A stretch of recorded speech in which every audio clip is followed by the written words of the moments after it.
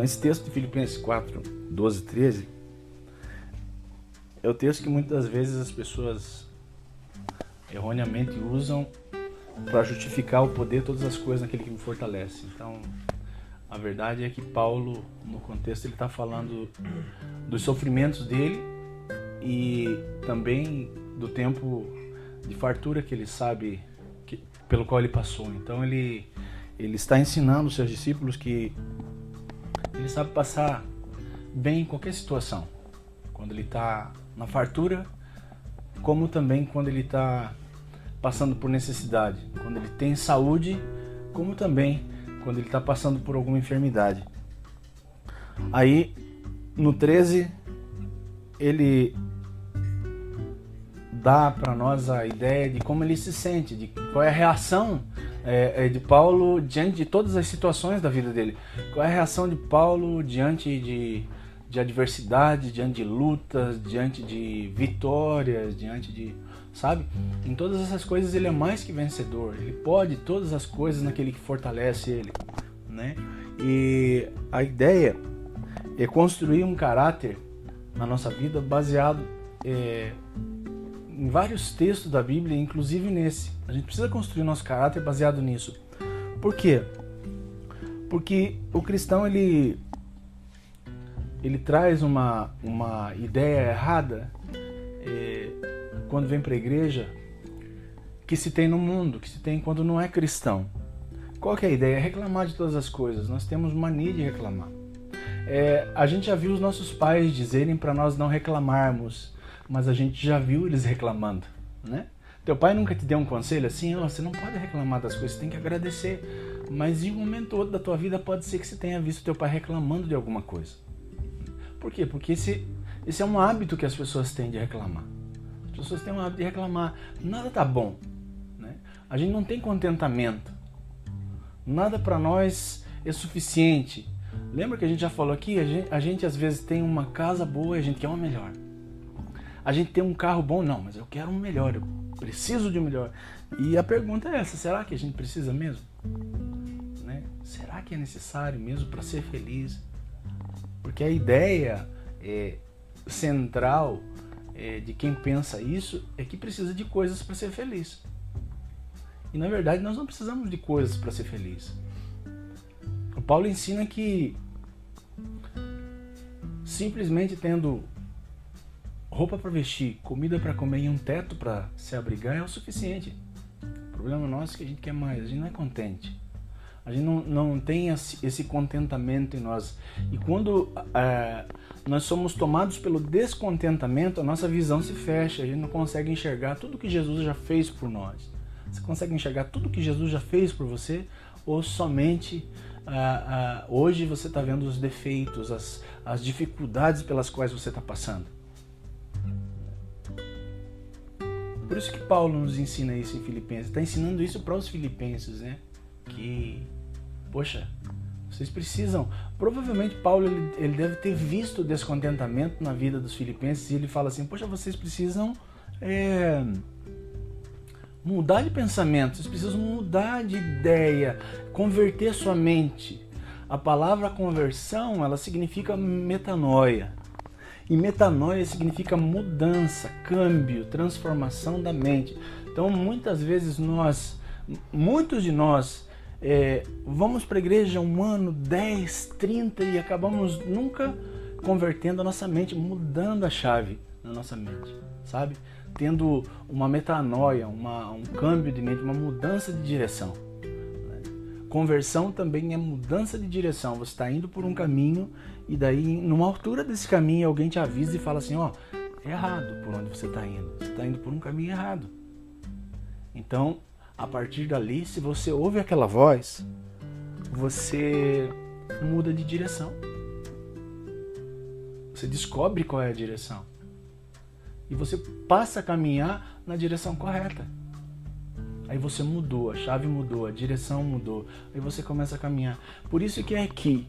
Né? Aqui é o maior campo de batalha na nossa mente. O maior campo de batalha. É aqui onde os nossos pensamentos são gerados, onde o diabo também põe, implanta, sopra, lança setas e nos ataca todos os dias. A cada manhã que você levanta vai ser um dia para você lutar, para você batalhar.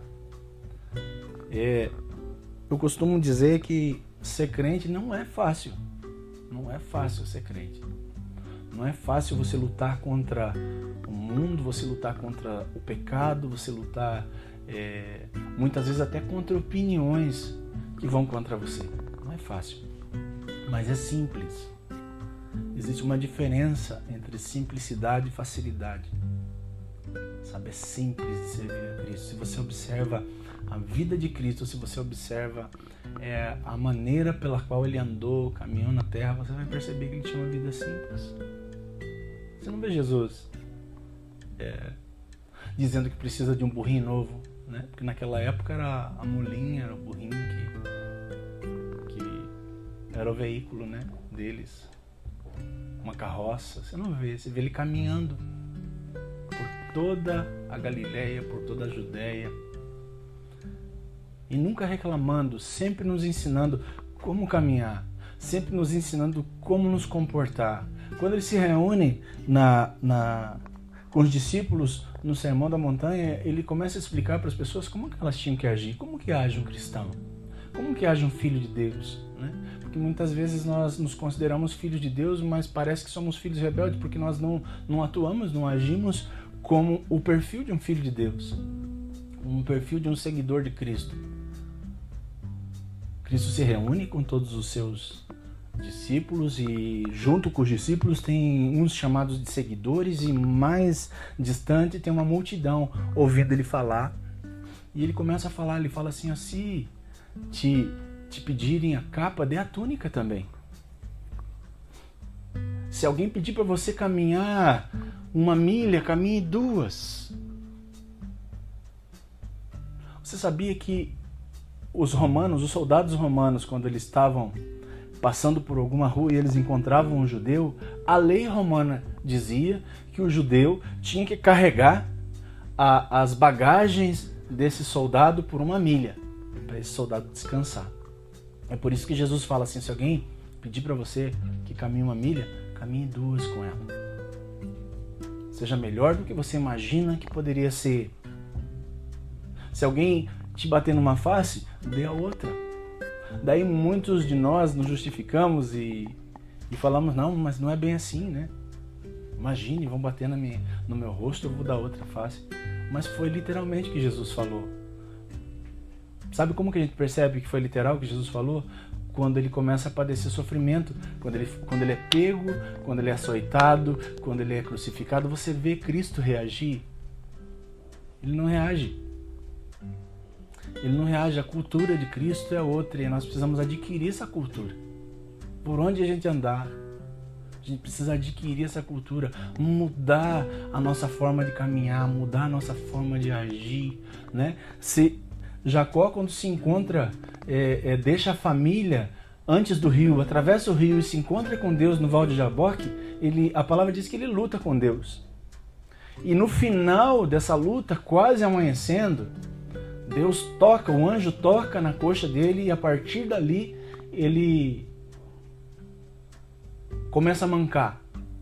Então depois dali, Jacó passou até a caminhar de maneira diferente. A gente tem uma lição para nós até através dessas coisas. Até o andar, o caminhar de Jacó mudou depois que ele teve um encontro com Deus.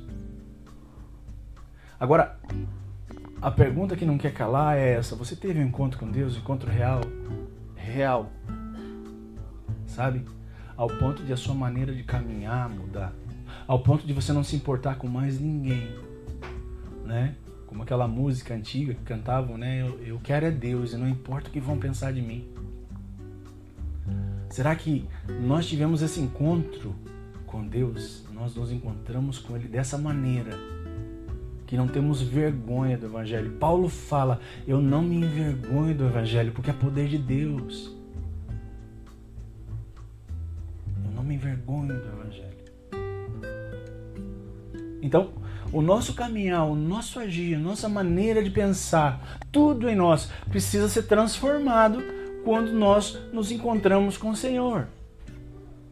tudo muda. A nossa maneira de pensar muda. A gente já não está mais pensando só nos bens, a gente não está mais pensando só nas coisas, porque na realidade muitos de nós na rua recebemos um tapinha nas costas e falamos assim, e ouvimos essa frase: venha para a igreja que Deus vai te abençoar. Talvez você tenha ouvido essa frase.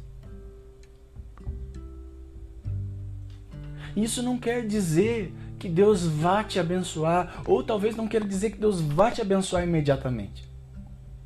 Muitos foram e não permaneceram. Por quê?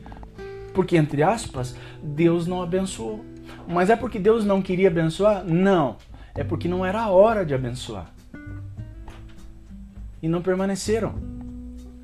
Agora, qual foi a nossa maneira de ir para Cristo? Como foi que você ouviu falar do nome de Jesus? Como foi a primeira vez que você ouviu falar do nome de Jesus? Será que alguém ofereceu para você alguma coisa? Porque quando nós vemos Jesus pregando, ele não fala: venha que eu vou te abençoar. Você não vê ele falando isso. Você não vê nenhuma frase. Jesus em nenhum momento fala isso. Ele não fala: venham que eu vou abençoar vocês. Ele fala: arrependam-se. Quando o jovem rico se aproxima de Cristo e pergunta para ele: o que eu tenho que fazer para herdar a vida eterna? O que Jesus fala? Ó, cumpre a lei, os profetas, as normas, e você terá um lugar. Aí ele fala assim: não, mas todas essas coisas eu já faço. Aí Jesus entendeu o que ele queria.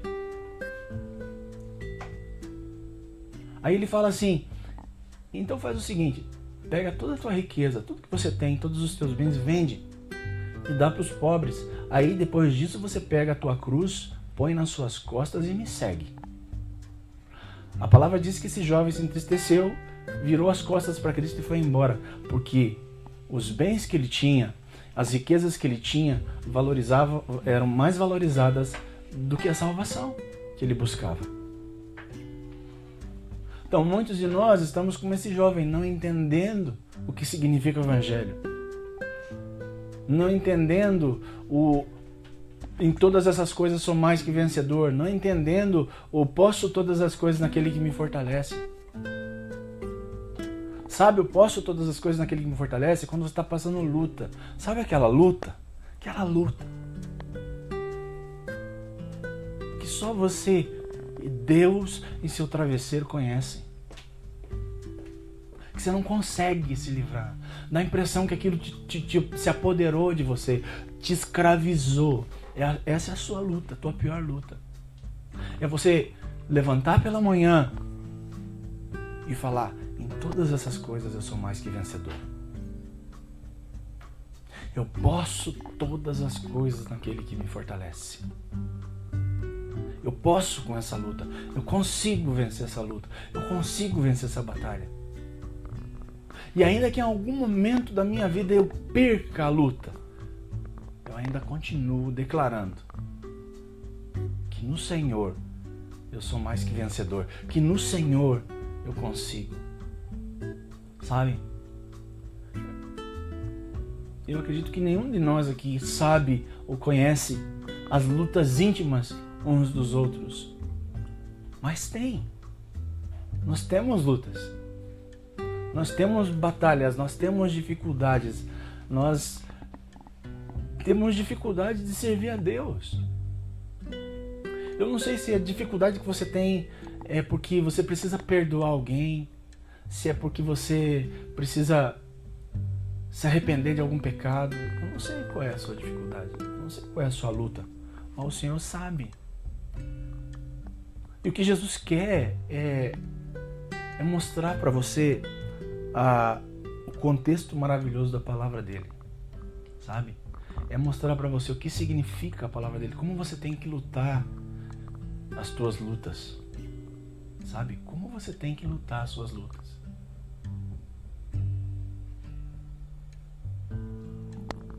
Como entender que o sangue de Cristo te lavou, te purificou, perdoou todos os seus pecados. Todos os seus pecados foram perdoados. Todos. O que você comete, o que você cometeu, o que você vai cometer, ele morreu por todos eles. Por todos. A única coisa que ele pede é que você se arrependa. Sabe? João Batista, quando ele começa o ministério dele, ele fala assim: arrependei-vos, porque é chegado o reino de Deus. Então vocês precisam se arrepender dos seus pecados. E a gente tem aprendido que se arrepender dos pecados é se sentir mal, sabe? Se você hoje peca e você não sente pesar, precisa acontecer alguma coisa com você. Precisa haver uma transformação na sua vida. Porque se nós realmente somos filhos de Deus, quando nós pecamos existe pesar, existe arrependimento, a gente fica mal. O pecado tem que nos deixar mal. Vocês lembram disso? Já ouviram falar sobre isso? O pecado tem que nos deixar mal. Eu preciso me sentir mal. Por quê?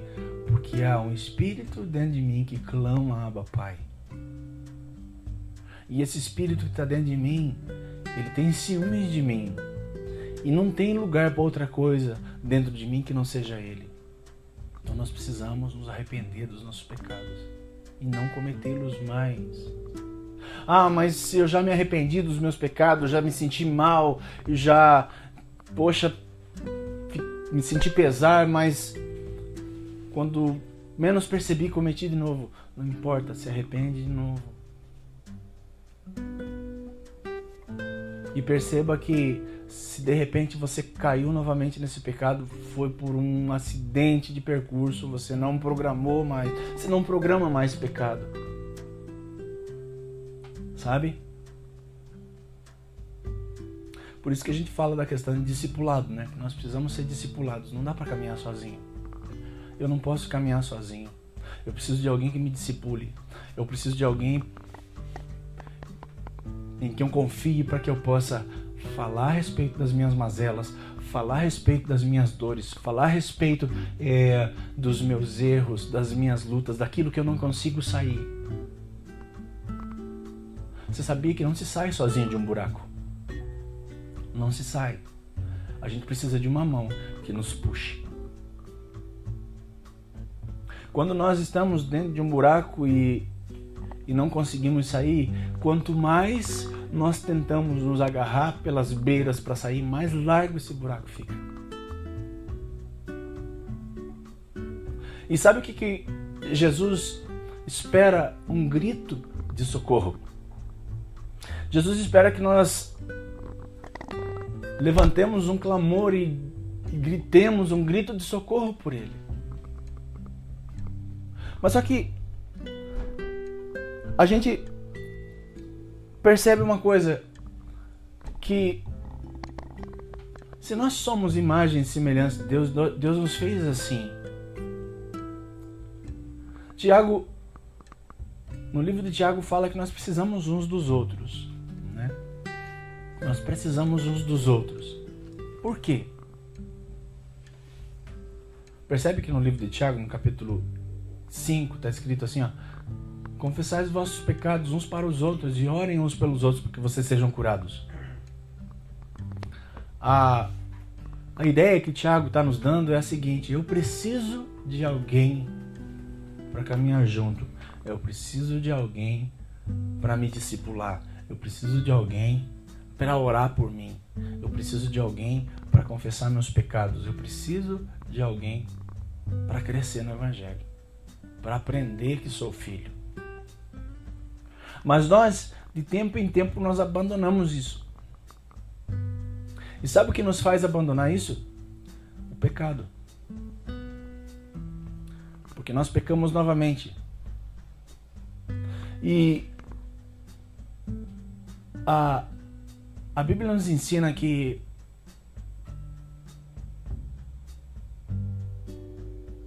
quando nós nos arrependemos, tudo que era ruim que estava em nós, isso sai. Aí, essa casa ela fica vazia. E a Bíblia nos orienta que essa casa precisa ser cheia novamente e rapidamente, porque senão aquele poder que dominava a gente pode voltar e voltar 7 vezes mais forte. Então, qual é a ideia? A ideia é que o Espírito Santo nos encha. E a gente precisa de ajuda para que isso aconteça. Só que quando nós não enchemos essa casa, esse poder que nos dominava, ele acaba vindo e muito mais forte. E a gente tem muito menos forças para lutar novamente. Ao ponto de a gente pensar assim, melhor deixar, melhor ficar assim. Mas só que nesse melhor deixar e melhor ficar dessa maneira mesmo, o pecado se instala em nós. Ele se instala. E aí a segunda condição se torna pior do que a primeira. Então nós precisamos pensar nisso. Sabe? Você precisa pensar e entender qual é a sua luta. E lutar essa luta. E chamar alguém para lutar junto com você. Sabe? Uma igreja que não discipula, ela não é uma igreja efetiva. Uma igreja que não discipula, ela enche de pessoas. Mas não é efetiva. Sabe? A gente já aprendeu que por aí existem muitas igrejas cheias, mas de gente vazia. Não tem muita igreja por aí, gigante, enorme, grande, cheia de gente, mas a maioria deles estão vazios lá dentro. Sabe? Estão vazios, estão sedentos em um lugar que se espera água, mas está seco. E o que segura elas lá? O que prende elas lá? O que prende elas lá é a motivação pela qual elas foram para lá. Porque elas foram para lá esperando uma troca. Elas foram para lá colocar Deus na parede, tipo assim, o Senhor vai ter que me abençoar. Como se Deus fosse um vendedor em um lugar onde eu vou e levo meu dinheiro, levo meu dízimo, e em troca disso ele tem que me abençoar, ele tem que me vender o que ele tem. E muitas vezes elas permanecem lá por causa dessa ideia de troca, dessa política de troca. Agora, quando nós começamos a entender o Evangelho, quando nós começamos a entender o que significa ser filho, quando nós começamos a entender que o filho recebe herança, nós também precisamos entender que a herança tem tempo pré-determinado para ser entregue. Nenhum filho ganha herança antes da hora. Nenhum filho recebe herança antes da hora. O problema é que nós estamos querendo extrapolar, passar os limites e achar que nós temos direito, e achar que nós temos que receber, temos que ganhar de Deus, temos que ser abençoados. Na verdade, nós podemos ser abençoados, mas tem o tempo correto. A palavra diz que uma criança, um menino, ele não recebe herança, porque ele não está preparado para receber herança. Ele não está preparado. A parábola do filho pródigo nos ensina isso. O filho mais novo chega para o seu pai e fala assim: pai, dá parte da minha herança que me compete, que eu quero ir embora e viver minha vida. E quando a gente imagina essa história, a gente imagina um pai que vai falar para ele: não posso te dar. Mas o pai, ele faz o seguinte: ele pega a parte da herança que aquele filho tinha direito e dá para ele essa parte da herança. E o filho pega e vai embora. E vive, como diz a Bíblia, dissolutamente. Gasta com seus prazeres toda a sua herança, ao ponto de não ter mais nada e sentir vergonha de voltar para casa. E começa o quê? Comer a comida dos porcos em uma fazenda. Ele vai nessa fazenda, busca trabalho lá, e em troca disso, ele come o que os porcos comem. Até chegar a um ponto de ele pensar assim, nossa, mas até os servos do meu pai estão melhor do que eu lá. Eu preciso voltar. E aí ele volta. A palavra diz que esse pai, todas as tardes, ele ia até o portão, na esperança de um dia o seu filho voltar.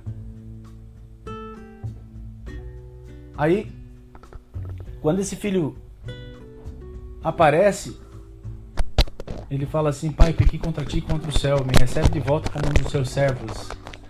E o pai faz ao contrário, põe um anel no seu dedo, lhe dá uma roupa nova, uma sandália nos seus pés, manda matar um cordeiro, um boi, e faz uma festa, e recebe ele de volta. Ele fala assim, eis que meu filho que estava morto reviveu.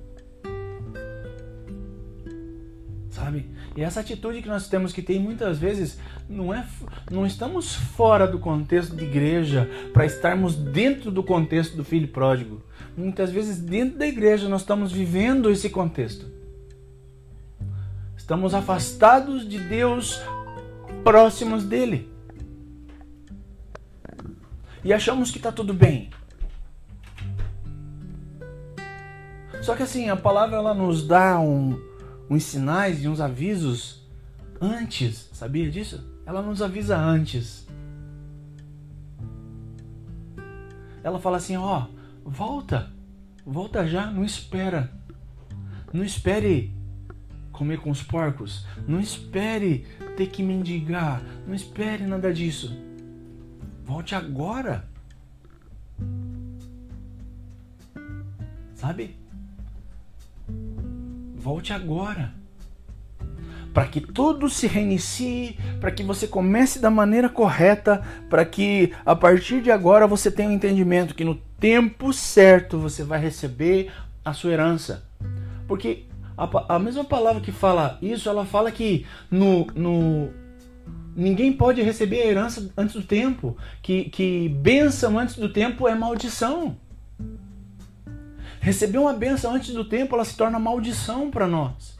Então o filho vem, ele volta, ele se arrepende, ele entende que ele tem que estar ali perto do pai, junto do pai, porque ali ele tem proteção. Perto do pai você tem proteção. E entende, não, eu tenho que crescer aqui, crescer com meu pai e esperar o tempo certo de receber a minha herança. Aí vai ser bênção para minha vida. Então nós precisamos esperar o tempo certo, sabe? É por isso que o filho imaturo, o filho pequeno não pode receber herança. Ele não pode, ele não sabe o que fazer com ela. Sabe? Então você pense nisso. Pense no que o Senhor está falando conosco. Nós precisamos pensar no que Deus fala conosco. Nós precisamos... Quando ouvimos Deus falando, quando ouvimos a palavra sendo ministrada a nós, a gente precisa pensar nela, remoer ela. Por isso que a Bíblia nos compara a ovelha. Sabe por quê? Porque a ovelha rumina. O ruminar é comer o capim, mastigar esse capim, engolir esse capim e de tempo em tempo fazer esse capim voltar para mastigar mais um pouco e aproveitar mais um pouco da seiva daquele capim. É isso que a ovelha faz. Ela rumina, ela faz voltar. Quando você estiver perto de fazenda de ovelha, até a fazenda de gado, você vai perceber que o gado está sempre mascando. A vaca, o boi, ela está sempre mascando. Daí você pensa assim, mas está mascando o quê se ela não está pastando? Aquilo que ela pastou, ela fez voltar. Tanto o boi como o cordeiro, eles têm 3 estômagos. Então, cai no primeiro estômago aquela grama, ela digere um pouco, faz voltar, mastiga mais um pouco, mistura com a saliva e vai para o segundo estômago. E assim sucessivamente. Por quê? Porque ela precisa absorver o máximo daquele alimento. Agora, quando nós ouvimos a palavra, Deus falando conosco, Ele nos dando alimento, nós precisamos ruminar esse alimento. Nós não podemos ir para casa e no próximo domingo eu perguntar para você, e daí, o que foi pregado semana passada? Aí você vai ficar, de repente, encabulado, pensando, poxa, não lembro. Por quê? Porque não foi importante para você. Porque você não ruminou. Porque você não se alimentou, porque você não recebeu aquele alimento no seu coração. Então você precisa receber esse alimento, entender que Jesus se importa com você sim. Talvez você, em algum momento da sua vida, você falou assim, mas Jesus não se importa comigo, olha como é que está a minha vida. Imagine Paulo, na hora em que o carrasco estava com o machado na mão, pronto a decepar a cabeça dele. Se ele pensasse como nós, como que ele ia pensar? Deus não se importa comigo aí, vão arrancar minha cabeça. Imagine Tiago, que foi transpassado a espada por causa do evangelho. Se ele pensasse dessa forma, ele ia falar assim, eu vou vazar daqui. Não, ele foi transpassado a espada por amor ao evangelho. E em nenhum momento ele falou que Deus não se importava com ele. Teve um discípulo do primeiro século que foi esfolado vivo. Sabe o que é ser esfolado vivo? É arrancar a sua pele. Não é ralar. Às vezes a gente acha que esfolar é quando a gente rala, né? O cotovelo quando cai. Não, esfolar é arrancar a sua pele. Essa pele aqui, que nós temos, que tem aí uns 3, 4 milímetros de espessura, ela é arrancada com faca do corpo todo e você morre sangrando. Em nenhum momento esse discípulo negou a Cristo ou reclamou da sua condição diante de Deus. E nós muitas vezes passamos por lutas. Eu não vou falar para você lutinha, porque eu sei que muitos de nós às vezes temos lutas grandes. Mas nós temos o costume de achar que Jesus nos abandonou, de achar que Jesus não está conosco, de achar que Deus não está em nosso favor, e não é verdade. Sabe? Jesus nunca te abandonou. Ele nunca vai te abandonar. Inclusive ao contrário, é nós que abandonamos a Ele quando passamos alguma luta. É nós que abandonamos a Ele quando passamos alguma dificuldade. Mas em nenhum momento Ele virou as costas para você, sabia disso? Em nenhum momento. Em nenhum momento Cristo, em qualquer luta que você passou, em qualquer dificuldade que você passou, Ele te abandonou. Sabe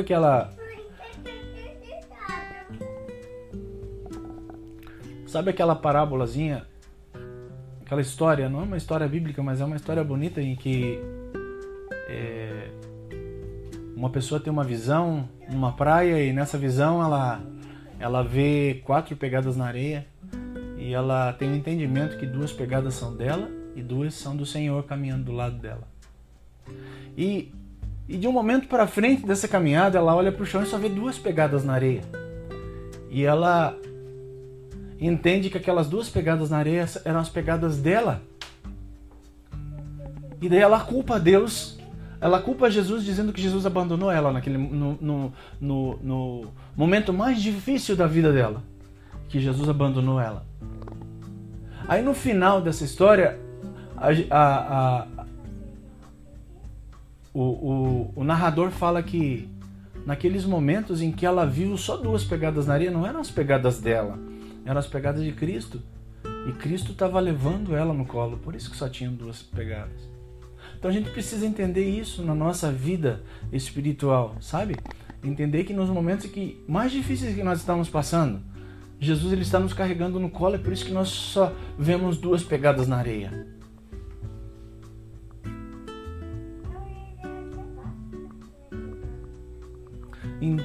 Posso todas as coisas naquele que me fortalece. Todas as coisas. Nós precisamos ter isso gravado no nosso coração, sabe? Precisamos ter isso gravado. Filipenses 4:13. Precisamos ter isso gravado em nós. posso todas as coisas. Talvez você pense assim, poxa, mas eu não consigo me libertar de tal coisa. Lembre-se que você pode todas as coisas naquele que te fortalece. Poxa, mas eu não consigo caminhar corretamente com Jesus. Você precisa lembrar, posso todas as coisas naquele que me fortalece. Nossa, mas é muito difícil de ter comunhão com os irmãos. Você precisa lembrar, posso todas as coisas naquele que me fortalece. Ah, mas eu não consigo ter uma vida de oração. Lembre-se do que está escrito em Filipenses 4:13. Ah, mas e as coisas? Eu preciso de coisas. Ah, mas e um salário? Eu preciso de um salário para viver. Ah, mas e aquilo, e aquele outro, e os valores, e as coisas materiais.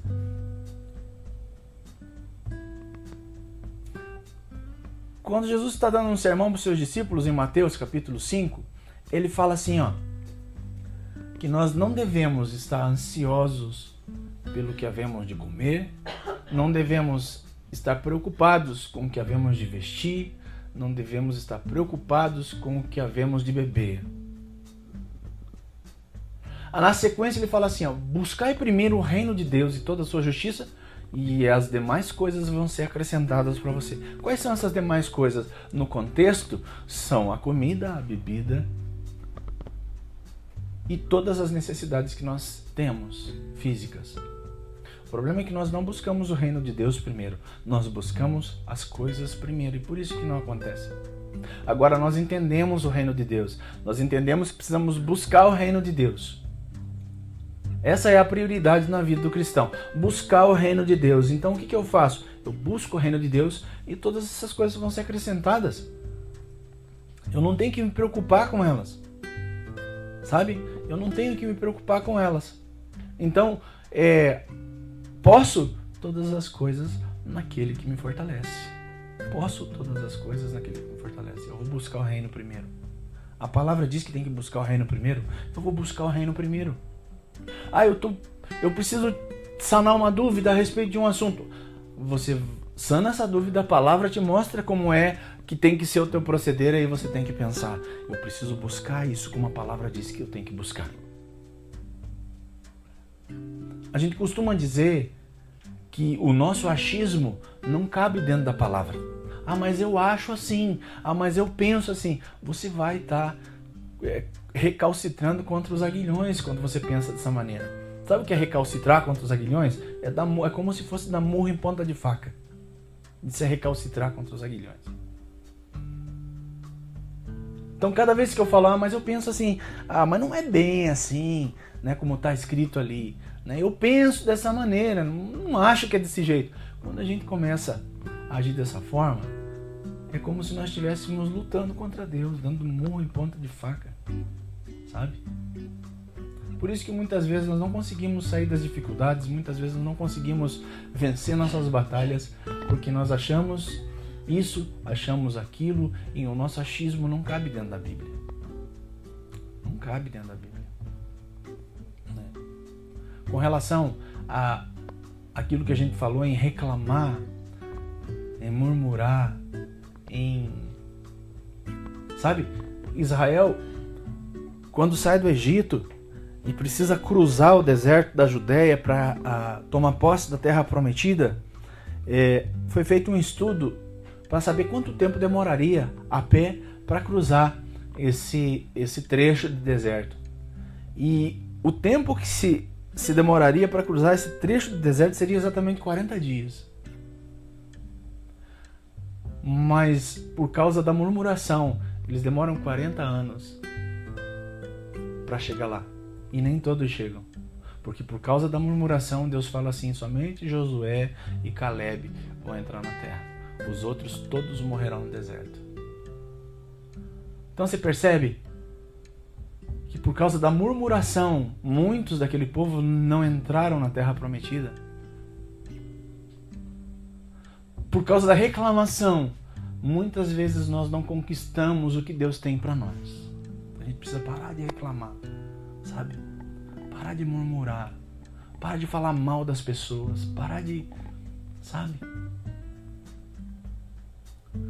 O Jó, a palavra diz que aonde ele vivia, ele era o homem mais rico e mais poderoso de toda a região. Satanás sobe até o trono de Deus e faz uma proposta para Deus. Deus fala para ele: você vê meu servo Jó lá? Olha lá, ó, me serve, é perfeito em me servir, é um homem íntegro. Aí Satanás fala para ele: isso é fácil, né? Ele ser desse jeito, porque ele é o homem mais rico da região, tem as filhas mais bonitas, tem os maiores rebanhos, né? Tem a família mais bonita da região, mais de melhor vivência.